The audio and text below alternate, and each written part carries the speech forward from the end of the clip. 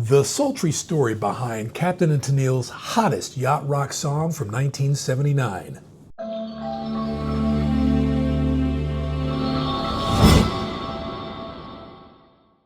Hey, it's Michael Douglas. Welcome back to another episode of Dr. Pundit, where we talk about music, not medicine. And their time in the music spotlight seemed to have vanished, but Captain and Tennille proved more resilient than anyone may have ever imagined. They found a home at the top of the charts again with a song that deviated from their previous 1970s hit-making formula. The track Do That To Me One More Time found its place within the sensuous pop genre that was all the rage. At the end of the 1970s, we would call it yacht rock today with the benefit of hindsight, but what this means is that Captain and Tennille found a way to carve out their own unexpected yacht rock niche. In my humble opinion, Captain and Tennille was Daryl Dragon, the late Daryl Dragon, because he wore a yachting cap and played keyboards. His buddies called him Captain Keyboard.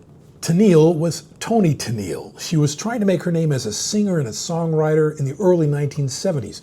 Now, they hooked up professionally when Dragon got a gig playing a stage show that was written by Toni Tennille. Soon they were performing together in local clubs in LA, and they were billing themselves as Captain and Tennille. They also became more than just a musical partnership as they got married in 1975, the year that they had the #1 song for the year 1975, Love Will Keep Us Together.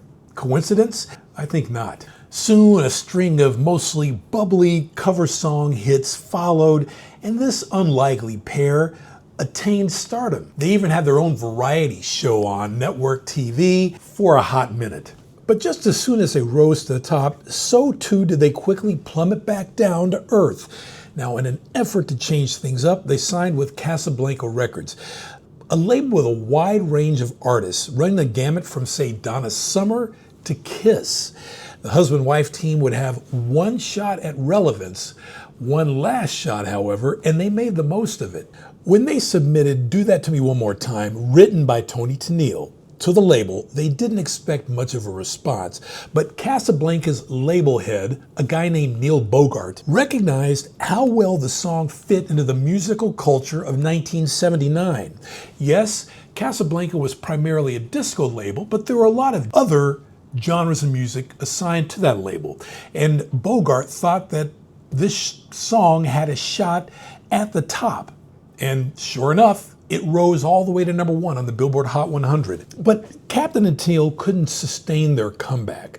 The song Do That To Me One More Time proved to be the last of their big radio smashes, and in a couple of years in the early 1980s, they essentially just became a live touring act, releasing just one more album of original material in their career. They divorced in 2014, and Dragon died in 2019 with Tennille at his bedside. So the meaning of Do That To Me One More Time, it's fair to classify the song as a boudoir, bedroom song.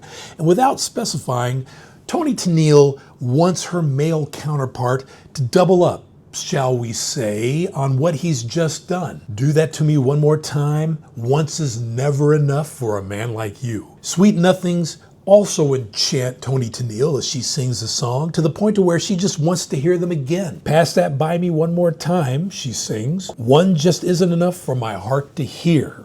Kiss me just like you did, she pleads. Now, there's not too much to the lyrics beyond that, but Tennille's bedroom vocals get the point across just fine. Now, to the public's credit, they were willing to accept Captain and Tennille in a slightly different style than the one they had previously perpetuated.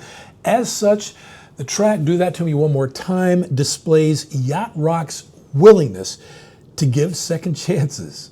I'm Michael Douglas. If you like what you see here on Dr. Pundit, don't hesitate to like and subscribe. And as the late great Barry White always used to say, let the music play. And I'll see you on the next episode.